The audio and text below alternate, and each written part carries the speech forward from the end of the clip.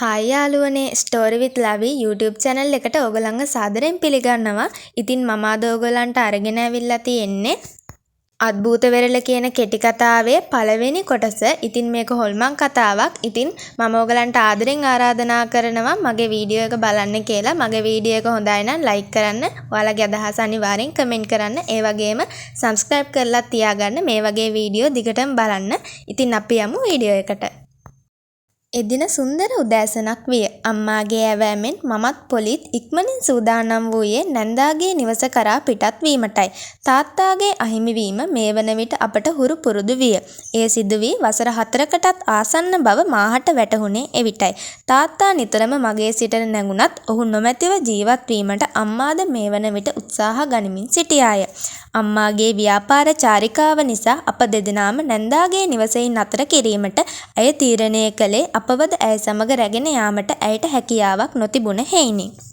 අලංකාර වෙරළක් අසල පිහිටා තිබූ නැන්දාගේ නිවස වෙත අප අවසන් වරට පිය නගා තිබුණේ කුඩා කල බව අපට මතක් කර දුන්නේ අම්මා විසිනි.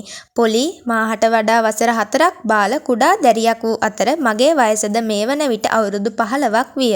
දහවල් වන විට නැන්දාගේ නිවසට ළඟා වීමට අපට ඇගේ නිවස වෙරළට මදක් නොදුරින් වූ කැලෑවකට මැදිව ඉදිකර තිබූ අතර අබලන් වූ ලෑලි වලින් සාදා තිබූ එය ඉතාමත් පැරණි හා গুপ্ত බවකින් යුක්ත විය. මහල් දෙකකින් යුක්ත වූ ඇගේ නිවසේ තරප්පු පෙළද මදක් ගරා වැටී ඇති ස්වභාවයකින් යුක්ත විය. මකුළු දැල් බැඳුණු ඉතාමත් අපිරිසිදු නිවසක් වූ ඒ දුටු සැනින් පොලි එයට යන්නට මැලි වූවාය. ද ඉතාමත් තරබාර වූත් කොට කොණ්ඩයකින් යුක්ත වූත් පැරණි ගවුමක් ඇඳලාගෙන සිටි අයෙකු වූවාය. ඇය අම්මාවත් අප දෙදෙනාවත් ඉතාමත් සුහදව පිළිගත්තාය.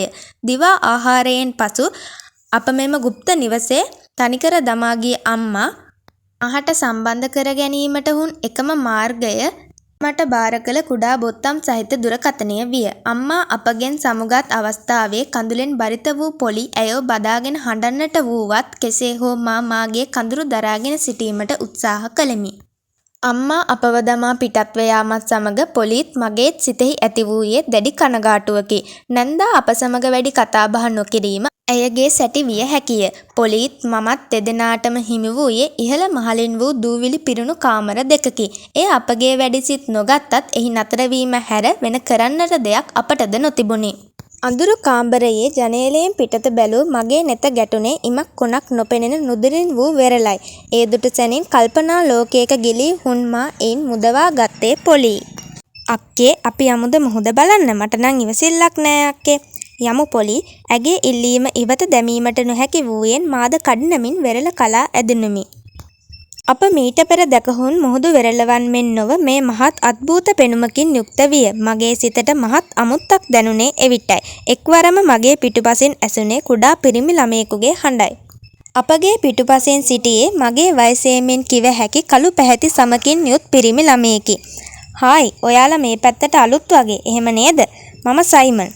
මගේ දෙසට ඔහුගේ දෑත දිගු කරමින් යොහුසුලුව ඔහු පවසන්නට විය. අප දැන් මෙහි කාලයක් නතරව සිටිය යුතුය. ඉතින් යහළුවෙකු සිටීම අපටද විනෝද ජනක අත්දැකීම් ලබා ගැනීමට උදව් වනු ඇත. හායි, මම සොෆි. එතකොට මේ මගේ නංගි පොලි. අඳුර ගැනීම සතුටක්. ඔහු අප සමග හිතවත් වීමට ගත වූයේ ඊටම කෙටි කාලයකි. ඔහු සමග කතා බහෙන් රාත්‍රියද උදා වීමට ආසන්නව තිබුණි. ගිනි බෝල වැනි රත් පැහැගැන්වෙන සූර්යයා සැඟව යාමට පෙර නිවස වෙත පිය නැගීමට අපට සිදු විනි. නැවතත් හෙට දින හමු වීමට අප ගිවිස ගත්තෙමු.